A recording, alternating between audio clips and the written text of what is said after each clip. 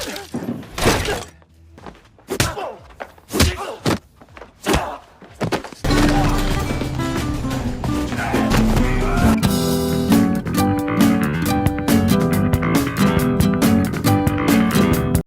Bre, gimana kabar kalian? Semoga diberi kesehatan dan rezeki yang berlimpah. Ngomong-ngomong tentang film, kali ini dokter mau ngebahas sebuah film yang berjudul Midnight. Film yang dirilis pada tahun 2021 ini Bre, menceritakan tentang seorang psikopat yang hobi membunuh orang lain secara acak dan sangat manipulatif sampai-sampai dia selalu terhindar dari dugaan pembunuhan berkali-kali. Namun aksinya kali ini tidak semudah biasanya, yang dimana korban terakhirnya ini adalah seorang gadis tuli yang tidak semudah biasanya.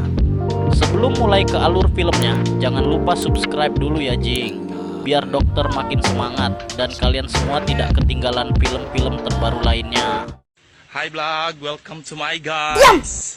Shut down. Film dibuka dengan memperlihatkan seorang wanita, kita sebut saja Yanti, yang baru pulang kerja dan hendak kembali ke rumahnya menggunakan sebuah taksi. Namun karena taksi pesanannya direbut oleh 3 orang karyawan lain, dengan sangat terpaksa akhirnya Yanti berjalan kaki. Dalam keadaan sepinan sunyi tersebut, tiba-tiba dari belakang ada seorang pria cabul bernama Doshik yang berniat memberikan tumpangan kepada Yanti. Namun Yanti menolaknya karena ia tidak terbiasa menumpang dengan orang yang tidak ia kenal. Belum sempat melangkahkan kaki terlalu jauh, tiba-tiba ia mendengar suara rintihan minta tolong dari arah mobil milik Doshik. Yanti yang penasaran pun memutuskan untuk mengeceknya dan melihat seorang pria lain yang tengah sekarat. Saat Yanti akan kabur, Doshik lalu menangkap Yanti serta membunuhnya. Singkat cerita, Doshik menelepon polisi untuk melaporkan kasus pembunuhan tersebut. Di sini Doshik berpura-pura seolah-olah dia telah melihat aksi pembunuh tersebut dan berakting seakan dirinya sangat syok dengan kejadian itu. Ia bersaksi bahwa telah melihat 3 orang pekerja asing yang telah membunuh Yanti dan pria tersebut. Polisi yang mendengar kesaksian itu pun percaya. Keesokan harinya, scene berpindah di sebuah kantor. Di sana terlihat wanita tunarungu yang bekerja sebagai customer service yang bernama Kyung Mi. Nah, job desk Mbak Kyung Mi ini Bre sedikit beda dari teman kantornya yang lain, yang dimana ia khusus melayani pelanggan tunarungu saja. Dimana Kyung Mi selalu melayani semua pelanggannya yang komplain dengan sangat ramah. Berpindah ke tempat lain, tampak seorang wanita bernama Sujung tengah bersiap-siap pergi kencan dengan pacarnya. Kakaknya yang tahu adiknya akan berpacaran mewanti-wanti agar jangan pulang terlalu malam. Kakak dari Sujung ini bernama Jongta. Ia bekerja sebagai polisi. Jongta adalah sosok kakak yang baik bagi Sujung. Meski terkesan bawel, tapi dia sangat peduli dengan adiknya. Apalagi mengingat kedua orang tua mereka telah tiada, membuatnya harus memberikan pengawasan ekstra. Di malam harinya selepas pulang kerja, Kyung Mi selalu menjemput ibunya yang juga pulang kerja di tempat jahit pakaian. For your information, kalau ibu dari Kyung Mi ini Bre juga tunarungu. Namun dengan segala keterbatasan itu, mereka mencoba tidak mengeluh dengan keadaan dan selalu berusaha untuk bahagia. Sebab keduanya ada untuk saling melengkapi satu sama lain.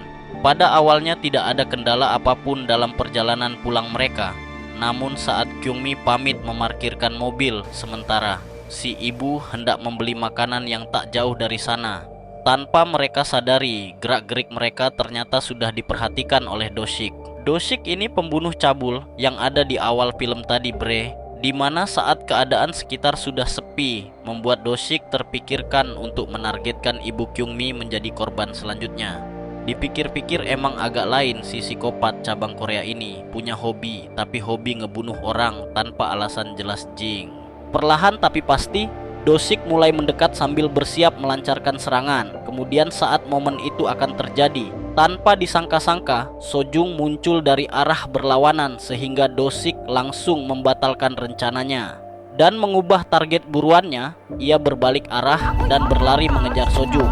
Dan scene berpindah di rumah Sojung. Waktu menunjukkan sudah pukul 10 malam, namun Sojung tak kunjung pulang. Hal itu membuat Jongtak yang baru pulang berpatroli merasa sangat khawatir. Ia mencoba menelpon HP milik Sojung berkali-kali namun tak ada jawaban sama sekali, yang pada akhirnya ia memutuskan untuk pergi mencari adiknya. Kita berpindah di tempat lain. Setelah berhasil membereskan Sojung, Do-sik melihat si ibu yang tengah menunggu Kyung-mi.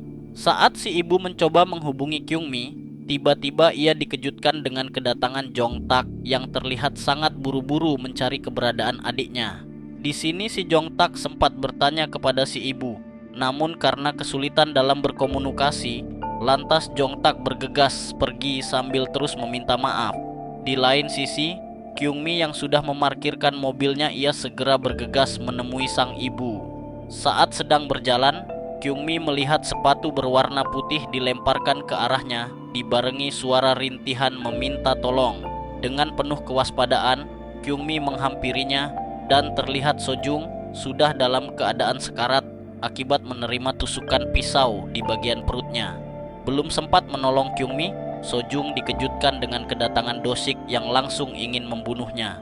Beruntung saat Do-sik akan mengeksekusi Kyung-mi, Sojung mendorong dirinya hingga memberikan kesempatan Kyung-mi untuk kabur. Kyung-mi yang sadar jika ia berlari ke arah ibunya hanya akan membuat ibunya juga akan dalam bahaya. Tanpa berpikir panjang, Kyung-mi memutuskan berlari ke arah parkiran mobil. Ketika berada di dalam parkiran, Do-sik sempat kesulitan menemukan Kyung-mi. Saat Kyung-mi ingin membuka gerbang, Do-sik mendengar suaranya dan bergegas menuju ke sana. Untungnya Kyung-mi berhasil membuka pintu tersebut dan segera lari menuju mobilnya sendiri. Tapi meski begitu hal ini tidak membuatnya lega. Bahkan saking paniknya ia sampai memperingatkan sang ibu agar tidak kemana-mana. Saat Kyung-mi akan pergi, ternyata di dalam mobilnya sudah ada Do-sik. Di sini Do-sik baru menyadari kalau wanita di hadapannya ini tunarungu. Kyung-mi yang tidak ingin pasrah dengan keadaan, dia membuat laju mobilnya semakin kencang dan mengerem mendadak, membuat tubuh Do-sik terpental ke depan mobil. Hal ini dimanfaatkan oleh Kyung-mi untuk melarikan diri meninggalkan Do-sik. Terjadilah kejar-kejaran antara mereka berdua, hingga pada akhirnya Kyung-mi berhasil menekan sebuah tombol yang membuat Do-sik berhenti mengejar Kyung-mi. Jadi bre, kalau di Korea tombol itu dikhususkan untuk orang yang sedang meminta pertolongan, di mana tombol itu langsung terhubung dengan kantor polisi di sana. Melihat Kyung-mi yang ketakutan, si ibu pun juga ikut merasa panik karena kendala komunikasi membuat polisi yang tengah mengawasi merasa bingung. Kyung-mi mencoba memberikan bahasa isyarat kalau dirinya tengah dalam bahaya.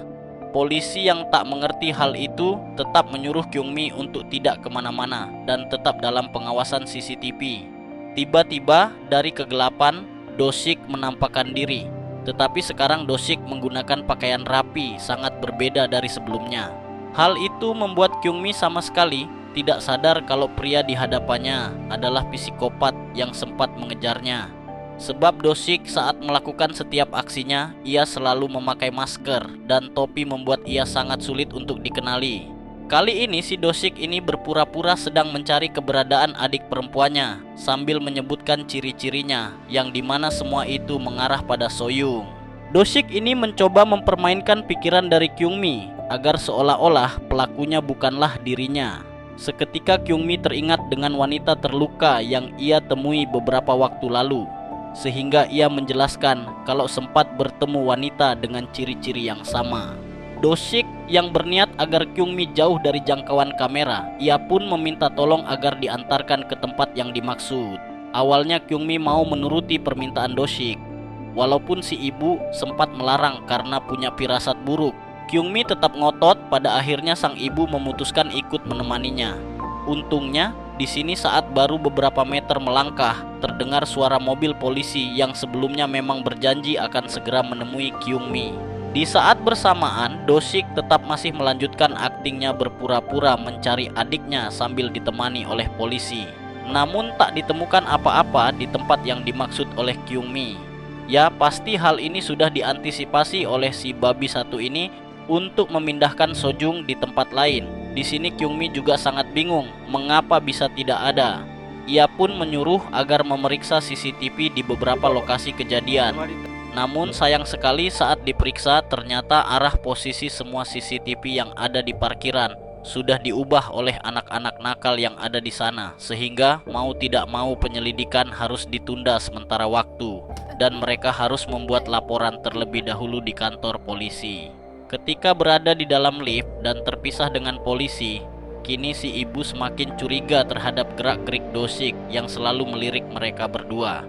Namun di sini Kyung-mi tetap berusaha berpikir positif tanpa menaruh curiga sedikit pun. Hingga di suatu kesempatan, Kyung-mi serta si ibu melihat pergerakan mulut Do-sik mengatakan bahwa sebenarnya wanita terluka yang dimaksud bukanlah adiknya. Lantas pernyataan tersebut membuat mereka cukup kaget. Apalagi tak kalah Do-sik seperti hendak mengeluarkan sesuatu dari dalam tas dan ternyata itu hanyalah sebuah ponsel. Kemudian Do-sik menambahkan kalau belum lama ini ia telah mendapatkan SMS dari sang adik menyatakan kondisinya baik-baik saja. Di kantor polisi tampak seorang polisi tengah mengumpulkan informasi dari Kyung-mi, mulai dari kronologi hingga ciri-ciri si pelaku. Di tengah penjelasan Kyung-mi, Do-sik memotong pembicaraan seolah ingin memecahkan konsentrasi, sehingga ia langsung menerima teguran dari pria tua di sampingnya sebab menyela pembicaraan orang lain sangatlah tidak sopan. Entah si pak tua ini mabuk atau semacamnya, ia tampak sangat marah melihat Do-sik sampai-sampai ingin mengajak Do-sik baku hantam.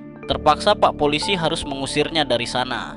Merasa keadaan di kantor polisi mulai sepi, Do-sik mencoba memeriksa hasil laporan dari Kyung-mi, yang dimana isi dari laporan itu sedikit banyak mengarah pada dirinya. Kemudian setelah Do-sik bersiap mengeluarkan senjata tajam dari dalam tas, tiba-tiba terdengar suara Jong-tak yang sangat marah akibat tak kunjung menemukan Sojung.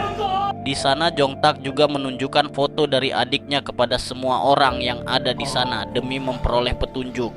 Saat Kyung-mi melihat foto tersebut, ia dibuat kaget bukan main karena itu adalah foto wanita terluka yang pernah ditemuinya.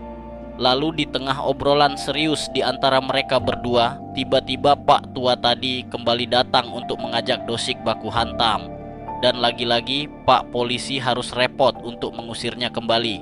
Sementara Kyung-mi menjawab pertanyaan dari Jong-tak.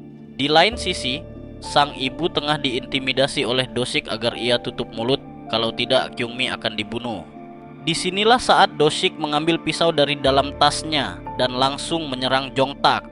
Untungnya Jong-tak mampu menahan serangan tersebut sambil berusaha melakukan perlawanan. Melihat pertarungan tersebut, tanpa pikir panjang Kyung-mi dan ibunya beranjak pergi mencari pertolongan. Di dalam, Do-sik mengaku terang-terangan bahwa dialah yang sudah mencelakai adiknya, di mana hal tersebut membuat Jong-tak sangat emosi dan berhasil melumpuhkan Do-sik. Tetapi saat bersamaan datanglah dua orang polisi, yang mana di sini Do-sik kembali berakting seolah-olah sedang dicelakai, sehingga belum sempat Jong-tak menjelaskan kronologi yang sebenarnya ia langsung disetrum sampai tak bisa bergerak.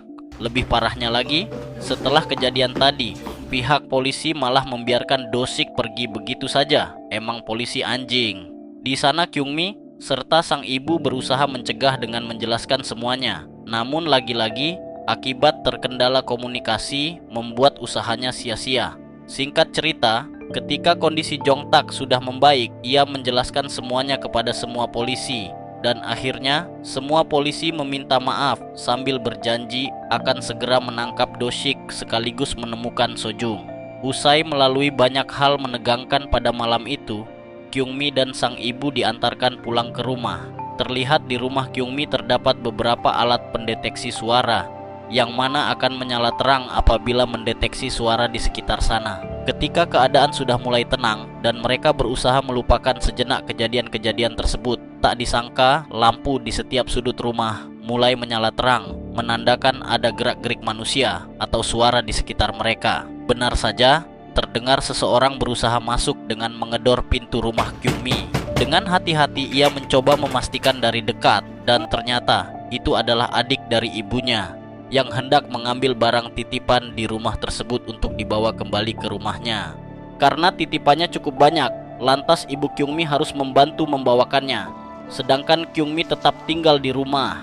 Tak disangka-sangka, selang beberapa waktu setelah ibunya pergi, Do-sik benar-benar datang ke rumah tersebut di saat Kyung-mi sendirian. Bahkan Kyung-mi masih belum menyadari kalau Do-sik sudah dalam rumahnya. Kemudian saat Kyungmi hendak ganti baju, tiba-tiba lampu pendeteksi suara di depannya menyala terang seolah-olah ada pergerakan di sekitarnya. Dan tak berselang lama, listrik di rumahnya pun mati.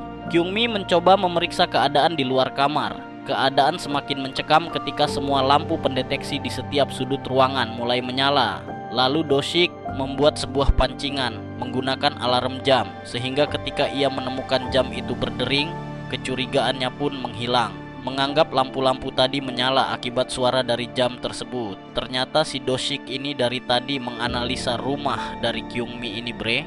Setelah tahu fungsi lampu-lampu di setiap sudut ruangan, ia pun bergegas mematikannya agar Kyungmi tidak dapat menyadari keberadaannya. Merasa sudah tidak ada kejanggalan apapun di rumahnya, Kyungmi pun bersantai di ruang tamunya dan mengirimkan sebuah SMS ke Jongtak berupa sebuah ucapan simpati atas hilangnya sang adik, yang padahal Doshik berada tepat di belakangnya. Meski begitu, Kyungmi sempat merasakan keanehan ketika ia melihat lampu tidak menyala, tapi mainan pendeteksinya tetap menyala yang seolah-olah ada pergerakan di sekitarnya. Beruntungnya Kyungmi masih sempat menghindari serangan dari Doshik dan langsung berlari menuju kamar serta menutup pintu dengan rapat. Sementara itu tampak Doshik berusaha sekuat tenaga membuka pintu secara paksa. Di saat itulah Kyungmi mengabarkan ke Jongtak bahwa Doshik ada di rumahnya. Di lain sisi, Doshik terus berusaha menghancurkan pintu tersebut, kali ini dengan sebuah kapak miliknya. Sadar tidak ada jalan keluar, Kyungmi langsung melompat keluar lewat jendela dan langsung berlari keluar untuk meminta pertolongan. Terjadilah aksi kejar-kejaran di antara mereka berdua, di mana mereka berlarian melewati gang-gang kecil perkampungan. Di tengah pengejaran tersebut, Jongtak melihat Kyungmi sedang dikejar oleh Doshik. Tanpa pikir panjang, ia juga mencoba mengejar Doshik. Namun sayangnya, di sini pelarian Kyungmi harus terhenti ketika ia malah memilih arah yang salah, di mana ia malah berlari di jalan yang buntu. Dalam keadaan tersudut, tiba-tiba Jongtak datang untuk memberikan pertolongan. Namun alih-alih dapat menangkap Doshik, di sini ia malah dibuat tidak berkutik ketika Doshik mengancam akan bunuh diri. Karena Jongtak masih membutuhkan Doshik untuk menemukan adiknya, Jongtak pun menahan langkahnya. Kemudian, usai terjadi perdebatan cukup alot, Doshik memberikan informasi keberadaan melalui SMS, dan ia pun memberikan pilihan sulit, yaitu menyelamatkan Sojung yang sedang dalam keadaan sekarat atau menyelamatkan Kyungmi. Dengan berat hati, Jongtak lebih memilih adiknya dan meninggalkan Kyungmi begitu saja, lalu bergegas pergi menuju alamat yang diberikan Doshik. Namun ternyata alamat yang sudah diberikan Doshik adalah alamat rumah dari Kyungmi. Secara tidak langsung, Jongtak sudah ditipu oleh Doshik. Emang Doshik anjing, sehingga mencari kemanapun ia tidak akan bisa menemukan adiknya. Di sana ia malah bertemu dengan ibu Kyungmi yang baru saja pulang dari rumah saudaranya. Dengan sangat kesal, Jongtak pun menelpon Doshik untuk meluapkan amarahnya. Kesempatan tersebut dimanfaatkan oleh Kyungmi untuk kabur dengan menyiramkan pasir ke mata Doshik. Sementara di rumah, ibu Kyungmi mulai menyadari hal buruk telah menimpa anaknya. Tanpa pikir panjang, ia meminta diantarkan ke lokasi keberadaan anaknya tersebut. Di lain sisi, Kyungmi yang juga berusaha kabur dari kejaran Doshik, di tengah jalan ia terkejut melihat Sojung yang keluar dari mobil van milik Doshik dan sambil memohon untuk diselamatkan. Di sini Kyungmi harusnya bisa tetap kabur, menyelamatkan dirinya sendiri tanpa peduli seperti apa yang sudah dilakukan oleh Jongtak kepadanya. Tapi Kyungmi tetaplah Kyungmi yang baik hati. Ia tak tega meninggalkan dan akhirnya menolong Sojung. Singkat cerita, mereka bersembunyi di salah satu gang sempit. Saat akan menelepon kakaknya, Doshik ternyata sudah berada di sekitar tempat tersebut, yang membuat mereka harus diam agar tidak ketahuan. Di sini Kyungmi memutuskan keluar dari persembunyian dan memancing perhatian dari Doshik agar memberikan kesempatan Sojung untuk menelepon sang kakak. Saat Doshik tengah mondar-mandir mencari keberadaan dua korbannya, seketika itu terdengar suara dari Kyungmi yang berusaha memancing Doshik agar menghampirinya. Sebelum Doshik benar-benar menangkapnya, Kyungmi kembali menekan tombol darurat yang terhubung di kantor divisi polisi di sana.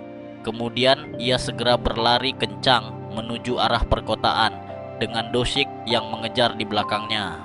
Pelarian kali ini lebih berbahaya dari sebelumnya karena Kyungmi mengambil resiko melewati jalan raya yang sangat padat kendaraan sampai-sampai ia hampir tertabrak berulang kali. Di lain sisi, Jongtah dan sang ibu berhasil menemukan Sojung yang sekarang sudah mendapat perawatan medis. Saat ditanyai tentang keberadaan Kyungmi, Sojung menjawab kalau Kyungmi sedang dikejar-kejar oleh psikopat gila itu menuju perkotaan, yang mana hal tersebut membuat si ibu semakin panik.